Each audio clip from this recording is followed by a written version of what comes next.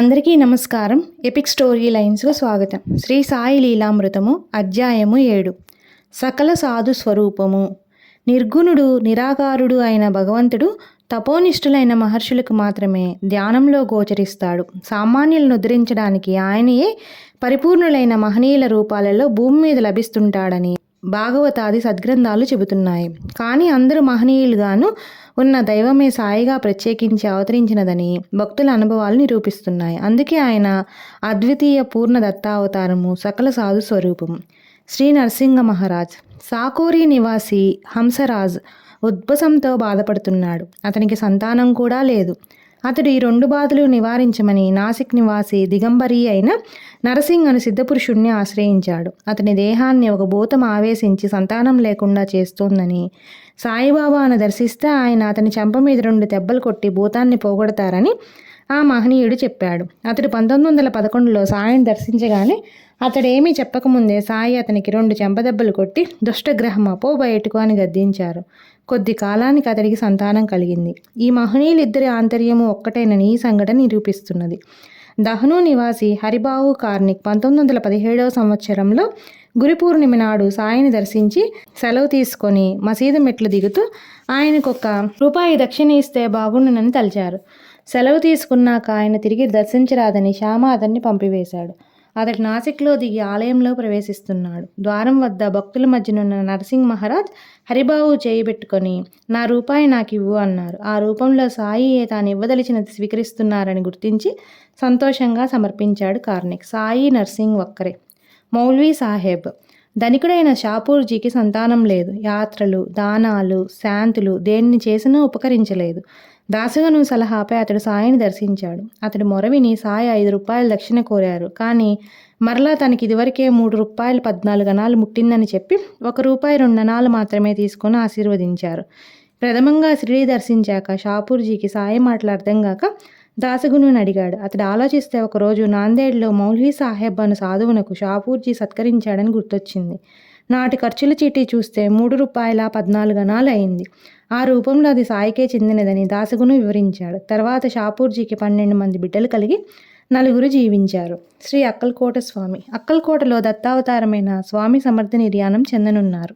భక్తుడు కేశవ నాయక్ శోకిస్తుంటే స్వామి తన పాదుకులను అతనికిచ్చి నా అవతారం షిరిడీలో ఉన్నారు, సేవించుకో అన్నారు. ఆ తర్వాత నాయక్ తన కొడుకును తీసుకొని షిరిడీ బయలుదేరాడు. రైల్లో షిరిడీ వెళ్ళేవారు కలిసి సాయి కేవలం పిచ్చి పకీరని చెప్పారు. అయినా షిరిడీ చేరాక నాయక్తో వారు కూడా మసీదు వద్దకొచ్చారు. నాయక్తో సాయి నువ్వు నీ కుమారుడు రావచ్చు, తక్కిన వారొస్తే భ్రష్టులవుతారు అన్నారు. తర్వాత వేప చెట్టు నుండి కొద్ది ఆకులు అందరికీ పంచి రుచి చూడమన్నారు. అవి నాయకులకు తీయగాను, మిగిలిన వారికి అతి చేదుగాను ఉన్నాయి. సద్గురు భక్తులకు సంసారం మధురంగాను, విద్యాహంకారులకు చేదుగాను ఉంటుంది. హరిశ్చంద్ర పితలే కుమారుడి మూర్ఛ వ్యాధి అన్ని వైద్యాలకు లొంగలేదు. మిత్రుల సలహాపై సాయిని దర్శించగా వారి ఆశీర్వచనంతో తగ్గింది. తర్వాత వారికి సెలవిస్తూ సాయి ఇదివరకు మీకు ₹2 ఇచ్చాను, ఇప్పుడు మరో ₹3 ఇస్తున్నాను, వీటిని కూడా పూజించుకో, మేలవుతుంది అని 3 కాసులు ఇచ్చారు. ప్రథమంగా షిరిడీ దర్శించిన పితలేకు ఆ మాటలు అర్థం కాక ఇల్లు చేరి తన తల్లిని అడిగాడు. ఆమె మీ చిన్నతనంలో మనం అక్కల్కోట స్వామిని దర్శించాము. అప్పుడు ఆయన ₹2 ఇచ్చి పూజించుకోమన్నారు. మీ తండ్రి చనిపోయాక అవి కనిపించలేదు. ఆయనే మరలా సాయిబాబా రూపంలో నిన్ను అనుగ్రహించారు అన్నది. అక్కల్కోట స్వామి నిర్యాణమయ్యాక భక్తుడి కృష్ణజీ తరచూ వారి సమాధిని దర్శిస్తుండేవాడు. ఒకనాటి రాత్రి అతనికి స్వామి దర్శనమిచ్చి ఇప్పుడు అక్కల్కోటలో ఏముంది, నేను ఇప్పుడు షిరిడీలో ఉన్నాను, అక్కడ సేవించుకో అన్నారు. మరో రోజు అతడు షిరిడీ చేరి సాయి సన్నిధిలో 6 మాసాలున్నాడు. అలవాటు ప్రకారం అక్కల్కోట వెళ్ళడానికి అనుమతి కోరాడు కృష్ణాజీ. సాయి ఇప్పుడు అక్కడ ఏమున్నది, ఆ స్వామి ఇప్పుడు నా రూపంలోనే ఉన్నారు, అక్కడికి వెళ్ళడం ఎందుకు అన్నారు. నారాయణకు ప్రమాదంగా జబ్బు చేసినప్పుడు మిత్రులు సాయిపటము విభూతి ఇచ్చారు. మరోరోజే అతని జబ్బు తగ్గిపోయింది. అయినా దత్తావతారమైన అక్కల్కోట స్వామి పటం పక్కనే పకీరైన సాయిపటం ఉంచకూడదని తలచి దూరంగా ఉంచాడు నారాయణ. నాటి రాత్రి స్వప్నంలో అతనికి ఒక పకీరు దర్శనమిచ్చి ఆ పకీరు స్వామి వేరు కాదు అని చెప్పాడు. మరో రోజే అతడు సాయిపటాన్ని కూడా పూజలో పెట్టాడు. మరొకసారి ఆరతి సమయంలో బాబు సాహెబ్ జోబుకు అక్కల్కోట స్వామిగా దర్శనమిచ్చారు సాయిబాబా. బాబా అక్కల్కోట స్వామి ఒక్కరే. గురు గౌలభ్ స్వామి. కోటీశ్వరుడు బూటీ సాయి సన్నిధిలో ఉంటున్న రోజులవి. ఒకరోజు ఉదయం సాయి లెండి తోటకు బయలుదేరుతూ ఈరోజు కాషాయం ధరిస్తాను అన్నారు. కానీ భక్తులు తెచ్చినా ధరించలేదు. మధ్యాహ్నానికి నాసిక్ నుండి మూలే శాస్త్రి అను శ్రోత్రియ బ్రాహ్మణుడు బూటీతో పనిబడి షిరిడీ చేరారు. ఇద్దరూ సాయిని దర్శించాడు. బాబా తమ పైకంతో పండ్లు కొని భక్తులకు పంచారు. అప్పుడు బాబా చేతిలోని రేఖలు పరిశీలించాడని కోరాడు శాస్త్రి. బాబా 4 అరటి పళ్ళు ప్రసాదించి ఊరుకున్నారు. చేయి చూడడానికి తాము మానవ మాత్రులం కామని, 4 పురుషార్థాలు ప్రసాదించే దైవ స్వరూపులమని వారి భావమేమో. తర్వాత బసకు చేరి స్నానం చేసి అగ్నిహోత్రం ఆరంభించాడు శాస్త్రి. మసీదుల హారతి సమయంలో బూటీని పిలిచి, ఆ నాసిక్ బ్రాహ్మణుణ్ణి దక్షిణ తీసుకొని రమ్మని చెప్పు అన్నారు బాబా. బూటీ ఆ మాట చెప్పగానే స్తోత్రీయుడైన తనను ముస్లిం బాబా అలా ఆజ్ఞాపించడం అతనికి చికాకు అనిపించింది. బూటీపై గౌరవంతో మాత్రమే అయిష్టంగా శాస్త్రి మసీదు చేరి ముంగిటి నుండే బాబాకు పుష్పాంజలి సమర్పించాడు. కానీ అతనికి బాబా కనిపించలేదు. ఆ స్థానంలో అతని గురువు గౌలప్ స్వామి కాషాయధారియే కూర్చుని ఉన్నారు. పట్టలేని సంతోషంతో శాస్త్రి మసీదులో ప్రవేశించి తన గురువు పాదాలకు ప్రణమిల్లాడు. భక్తులందరూ హారతి పాడుతుంటే శాస్త్రి తన్మయత్వంతో తన గురునామం స్మరిస్తున్నాడు. కొంతసేపటికి అదే స్థానంలో సాయి కనిపించి దక్షిణ కోరారు.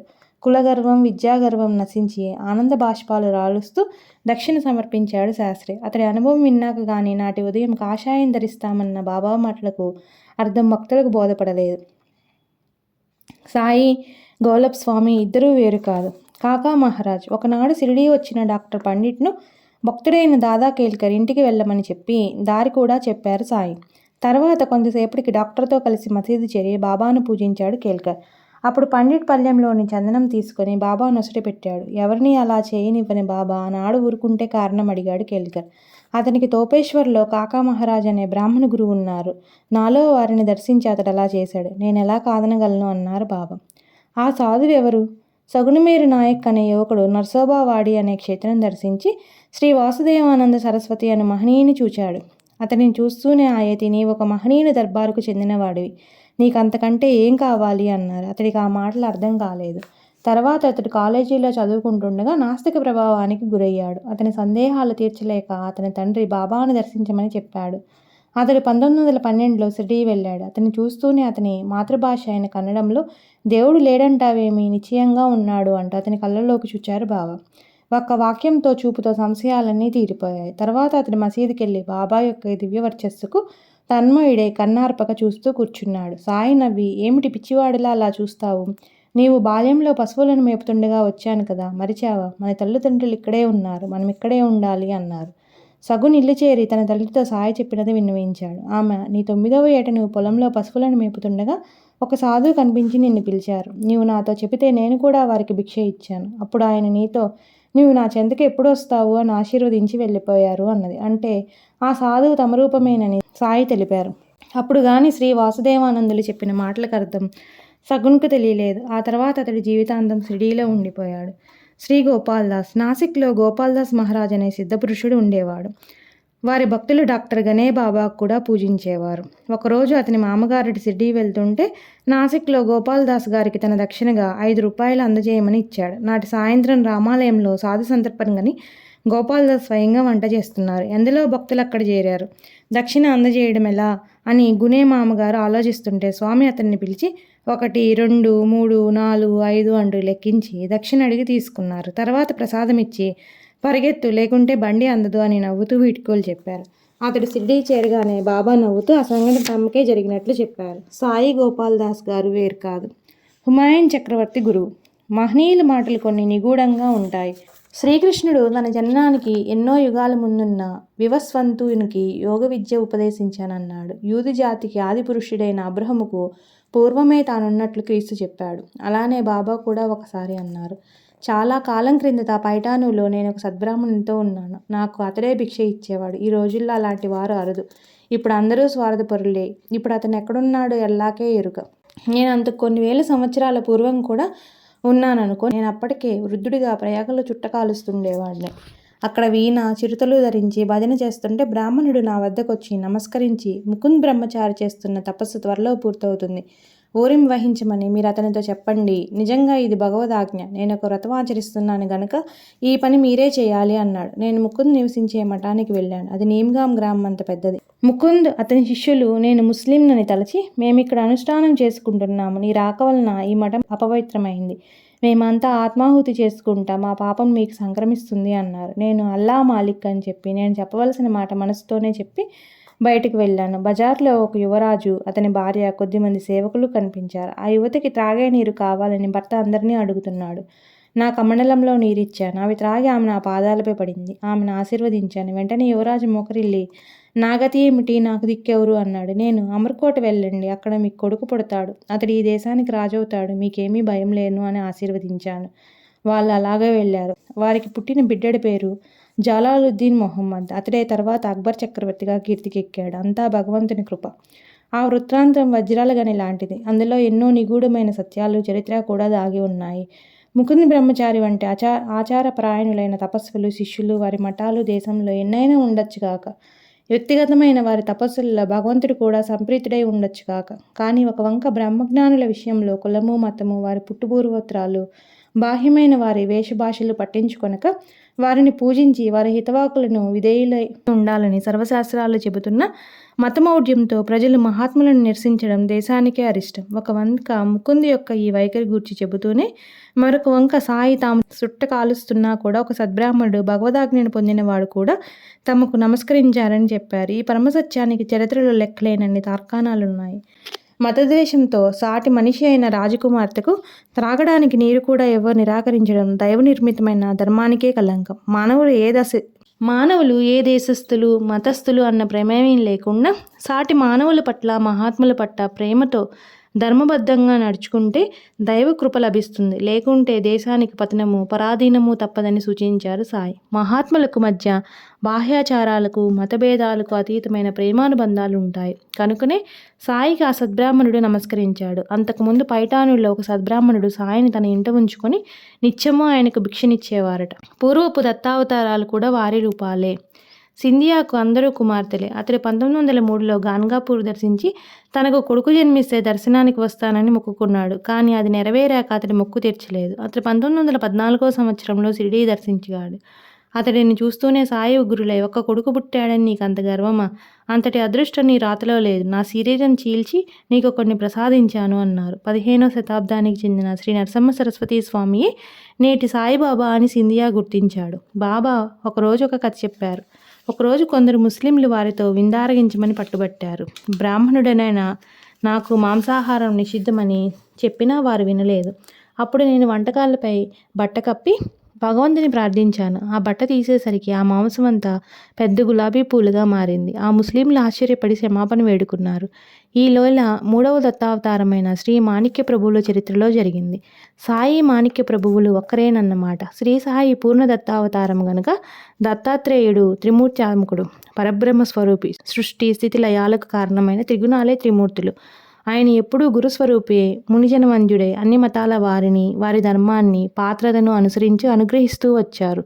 అందుకే ఈ వృత్తాంతంలో తాము ముకుంద బ్రహ్మచారిని అనుగ్రహించబోయారు, కానీ అతడు నిరసించాడు.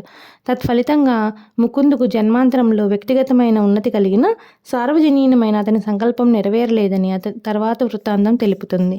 భక్తులకు తామే దత్తస్వామి, దత్తావతారములైన నరసింహ సరస్వతి, మాణిక్య ప్రభు, అక్కల్కోట స్వామి అని అనుభవాలిచ్చారు. అందుకే వారి చరిత్ర పారాయణ ఎంతో ఆవశ్యకమని ఆయన సూచించారు. అయితే సనాతన ధర్మమూర్తి అయిన దత్తస్వామి ఈ సాయి అవతారంలో ఫకీరుగా దర్శనమిచ్చారు. ఏకనాథునికి వారు గురువైన జనార్దన స్వామికి కూడా ఆయన దర్శనమిచ్చారు. అందుకే దత్తాత్రేయుడు కేవలం దేవతలలో ఒక్కరు మాత్రమే కాదు, అన్ని మతాలలోనూ మహనీయులుగా మానవాళికి ఎప్పుడూ లభ్యమయ్యే సద్గురు తత్వమే దత్తస్వామి. అందుకే అట్టివారి చరిత్రలన్నీ ఒకే రీతిగా ఉంటాయి. హిందూ ధర్మంలో దత్తస్వామి, బౌద్ధ ధర్మంలో పద్మసంభవుడు, ఇస్లాంలో కిజీర్ మరియు మహబూబ్ సుబానీలుగా ఈ తత్వమే ప్రకటనమైంది.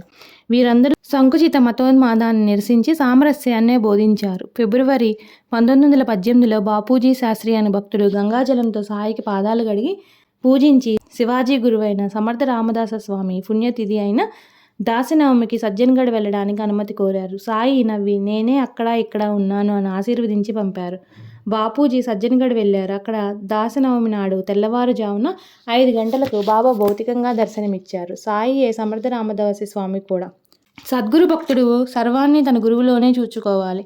సాయిబాబా ఒకప్పుడు అహ్మదాబాద్ నుండి వచ్చిన ఒక ముస్లింకు మహమ్మదుల వారి ఖలీఫా హజరత్ అలీగా దర్శనమిచ్చారు. ఇటువంటి లీలలు సాయిబాబా తన పూర్వజన్మలలోనే పరిపూర్ణుడైన దివ్యపురుషుడని నిరూపిస్తాయి. ఆయన ఈ జన్మలో గోపాలరావు దేశ్ముఖ్ ఉరఫ్ వెంకూసా కృప వల్ల పూర్ణుడైనట్లు తెలిపే కథ వాస్తవం కాజాలదు. చిత్రమేమంటే ముకుంద్ బ్రహ్మచారి గూర్చి సాయి చెప్పిన కథకు చారిత్రకమైన ఆధారం ఉన్నది. నాటి మొఘల్ చరిత్రకారుడు బిల్లీ గ్రామీ ఆ విషయం ఇలా రాశాడు. ముకుంద్ అనే బ్రహ్మచారి మరుజన్మలో ముస్లిం రాజ్యాన్ని మన దేశంలో అందమొందించాలన్న సంకల్పంతో ఘోర తపస్సు చేశారట. అతడే మరు జన్మలో అక్బర్ చక్రవర్తిగా జన్మించి తన పూర్వ సంస్కారాన్ని అనుసరించి కొందరు హిందూ స్త్రీలను వివాహమాడి తిలకధారణ మొదలైన కొన్ని హిందూ ఆచార సంప్రదాయాలను ఆదరించాడని నాటి ప్రజలు అనుకునేవారట. కనుకనే శ్రీ సాయి మహాసమాధి తర్వాత కూడా ప్రకటమైన మహనీయుల రూపాలలో కూడా విజయం చేయనున్న దత్తాత్రేయ తత్వమే. బాబా మహాసమాధి చెందినప్పుడు హార్దా నివాసి అయిన సదాశివి ఎంతగానో కుమిలిపోయాడు.